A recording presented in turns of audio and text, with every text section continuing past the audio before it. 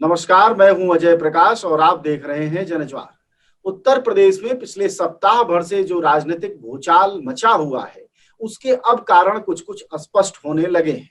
पहले अनुप्रिया पटेल का मिलना, फिर एके शर्मा को मंत्री पद दिए जाने की बात, उधर उनके पुराने सहयोगी बवाल कर रहे हैं।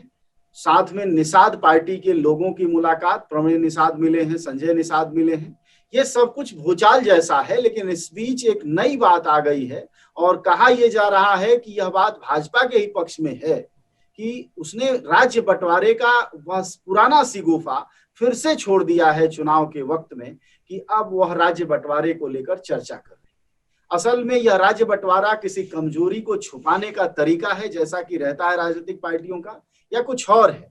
इसको समझने के लिए हम बातचीत कर रहे हैं वरिष्ठ पत्रकार शंभुनाथ शुक्ल से। वह उत्तर प्रदेश को बखूबी जानते हैं, लंबे समय तक संपादक रहे हैं और सक्रिय भी रहते हैं राजनीतिक पत्रकारिता में। तो सर, आपका स्वागत है और आप ही बताएं हमें अपने अनुभवों से कि आखिरकार यह जो राज्य का एकाएक सिगुफा आ गया, हालांकि ये पुरानी बात है, लेकिन एकाएक राज्य बंटवारे की बात जो आ गई है, क्या छुपाना चाहती है भाजपा इसके?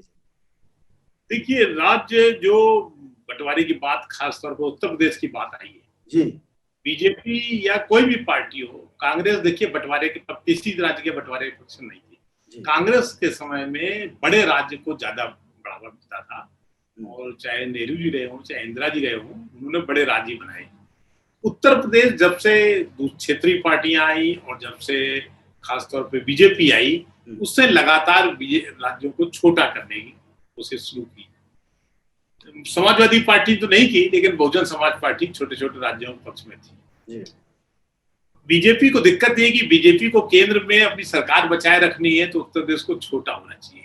अगर बड़ा होगा तो उतने विवाद होंगे, और उत्तर प्रदेश से आज की तारीख में पहले तो 85 थे, अब 80 एमपी चुनकर आते हैं उत्तराखंड अलग होने के बाद। तो इनको लगता है कि जैसे उत्तराखंड अलग हो गया तो उत्तराखंड में इन्होंने क्षेत्रीय पार्टियों को तो हटा दिया, अब या तो उसमें बीजेपी आएगी और कांग्रेस, तो वहां वो आमतौर पे बीजेपी आती है। ये इनको लगता है कि अगर उत्तर प्रदेश को बंटवारा कर दिया है, कुछ योगी जी की अपनी महत्वाकांक्षाएं हैं कि ईस्टर्न यूपी बंटवारा हो जाएगा तो वो हिंदू वाहिनी जो उनकी चल रही है वो चूंकि वहां ज्यादा सक्रिय है तो उनकी ही सरकार बनेगी। वेस्टर्न यूपी चूंकि जितना किसान आंदोलन है वो वेस्टर्न यूपी होते चल रहा है, तो वो उनको लगता है कि जो वेस्टर्न यूपी हमारे लिए सरदर्द बन गया है वो खत्म हो जाएगा। इस तरह की बहुत सारी बातें चल रही, तो उसमें ये उत्तर प्रदेश का बंटवारा कर दिया जाए। खासतौर पे बीजेपी अंदर से चाहती है कि उससे कम से कम ये हम तनाव से छुट्टी पा जाएंगे कि 80 एमपी अब कहां से ला जाएंगे। लेकिन बीजेपी अभी बहुत सारी चीजें नहीं समझ रही है। छोटे स्टेट देखिए, वो जब अगर पूर्वांचल बंटवारा होता है तो फिर वही दिक्कत है। पूर्वांचल के साथ भी जैसे कि उत्तराखंड के साथ चीन और नेपाल की सीमाएं जुड़ी हुई हैं, यानी अंतरराष्ट्रीय एक तरह से सीमाएं, उसी तरह यही हाल उत्तर प्रदेश से भी है। उत्तर प्रदेश से नेपाल की सीमा जुड़ी है। नेपाल तो एक बफर जोन है। नेपाल की सीमा का मतलब होता है चीन जो वहां से कितना दूर है कुछ नहीं कह सकता है, नेपाल के जरिए ही चीन आ सकता है। तो इस तरह अंतरराष्ट्रीय सीमाएं जुड़ी हुई है। तो छोटे स्टेट में फोर्स जो है कमजोर पड़ जाती है। कहने को तो विकास होता है, लेकिन फोर्स कमजोर होती है। विकास होता है तो विनाश भी होता है। दूसरे, ऐसी स्थितियों में ये भी होगा जो अभी बीजेपी नहीं सोच पा रही कि मुस्लिम जो महत्वाकांक्षा है उसको भी बढ़ावा मिलेगा। जैसे ही छोटे स्टेट होते हैं तो मुस्लिम मेजॉरिटी भी तो बढ़ रही है। पूर्वी उत्तर प्रदेश को छोटा करने का मतलब मुस्लिम मेजॉरिटी बढ़ जाएगी। यही हाल वेस्टर्न यूपी में भी होगा। मुस्लिम मेजॉरिटी तो यहाँ बहुत ज्यादा है, खासतौर पर मेरठ और सहारनपुर मंडलों में, ये मुरादाबाद मंडलों में।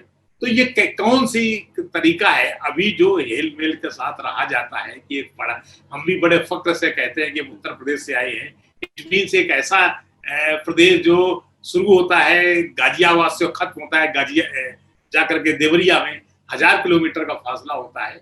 तो बड़े स्टेट का एक अलग लाभ है। दूसरे जो मैं ये समझना चाहता हूं, जैसे ये कि वाकई बीजेपी सीरियस है, आज से तो कह नहीं रही है। जब कल्याण सिंह की सरकार थी तब से ये राज्य बांटने लगे, फिर बीएसपी ने और ज्यादा बांटने लगी। अभी जो ये कह रहे हैं यह कोई टैक्टिस है लोगों का ध्यान भटकाने पर, जो संकट आया है या चुनाव का वक्त आ रहा है, या वाकई कोई सीरियसनेस दिखती है? देखिए, अब आज की तारीख में अगर योगी का असर कोई बहुत ज्यादा कहीं है तो वो तो ईस्टर्न यूपी है। हाँ बिल्कुल। उनको लग रहा है पूर्वांचल बढ़ जाए तो हमारे पास आ जाएगा, और इनको भी लग रहा है सेंट्रल में भी कि अगर योगी की बला गया, अगर योगी पूर्वांचल लेके हट जाए तो 5 मुख्यमंत्री होंगे, 4 मुख्यमंत्री होंगे तो हमारी मर्जी से तो होंगे ना, फिर तो कम से कम योगी की नहीं चलेगी। तो एक तो ये भी है कि राजधानी से दूसरे इलाके, जैसे अब गाजियाबाद तो राजधानी से बहुत दूर होता है, तो जो दूर दराज के इलाके हैं वो राजधानी करीब हो जाएंगे, नए नए मुख्यमंत्री आएंगे। तो एक तो ये है, लेकिन जो दूसरा सबसे बड़ा संकट है कि हमारा देश है यूनियन ऑफ स्टेट्स, यानी बहुत सारे राज्यों का अपना एक संघ। लेकिन जो जैसे हम अमेरिका वगैरह तुलना करते हैं, अमेरिका है फेडरेशन ऑफ स्टेट्स, उनके हर राज्य का झंडा अलग है। कल को अगर ये भी शुरू हो गया कि भाई हम सिर्फ जैसे कि लोग दबाव डाल रहे हैं कि फेडरल स्ट्रक्चर की तरफ बढ़े, तो ये भी तो हो सकता है कि हर राज्य का झंडा हो सिवाय करेंसी और फॉरेन पॉलिसी और डिफेंस के, और कोई चीज सेंट्रल पास न रहे। क्या हम उस स्थिति को बढ़ रहे हैं? क्या बीजेपी के जो आला कमान है वो इस पर राजी है? और नहीं है तो ये क्यों बंटवारा करना चाहती है? बहुत बड़ा सवाल रहेगा। अच्छा सर, एक चीज और देखें कि जैसे 2 और राज्यों से संकट आ रहा है। पहला, जिसमें आप खुद भी कोलकाता में रहे हैं, और मुकुल राय और उनके साथ 35 दूसरे पदाधिकारी बीजेपी छोड़ के वापस तृणमूल कांग्रेस में आ गए हैं, जिसको चंद दिनों पहले तक भयंकर वो गालियां दे रहे थे और लालत मनानत कर रहे थे। एक संकट ये है। दूसरा संकट उत्तर प्रदेश से है। अनुप्रिया पटेल, जिनके 9 विधायक 2 सांसद हैं, उनको कोई मंत्री पद नहीं, एक राज्य मंत्री भी है तो उसको सीएम से सटा दिया गया है, मतलब सीएम के साथ है वो।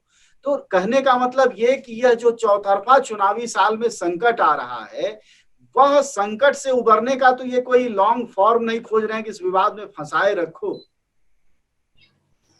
देखिए, संकट जो है, कोई भी सरकार अगर 10 जैसे 5 साल चल चुकी है और अगले 5 साल चल जाएगी, अभी तो ऐसा कोई संकट नहीं। लेकिन जब इतने लंबे समय तक चलती है तो संकट आते हैं, संकट तो आएंगे ही। और उन संकट से सेंट्रल लीडरशिप कैसे निपटती है, ये जरूर इंपॉर्टेंट बात है। मुख्यमंत्री योगी आदित्यनाथ सबको खुश नहीं कर पाए। ओबीसी कम्युनिटी, जिनके बूते बीजेपी उत्तर प्रदेश में जीती थी, उनको एकदम दरकिनार कर दिया गया। देखिए, जो राजभर कम्युनिटी थी, जिसके लिए कौन कौन सी सुहेल देव पार्टी ये सब बनाई गई थी, वो सब कहीं उनको कोई मौका नहीं मिला। वो लगातार विरोध में बोलते हैं जी। पार्टी प्रेसिडेंट थे केशव प्रसाद मौर्य, जिनके बूते ये सरकार बनी करना चाहिए, जो पूरे ओबीसी कम्युनिटी को जोड़ के लाए, उनको डिप्टी चीफ मिनिस्टर बना दिया गया। और वो भी उनका कहना है कि उनकी कोई चलती नहीं है, कोई मतलब डिप्टी चीफ मिनिस्टर है पर मुख्यमंत्री ना हो तो वो पदेन मुख्यमंत्री हो जाएंगे, ऐसा कुछ नहीं है।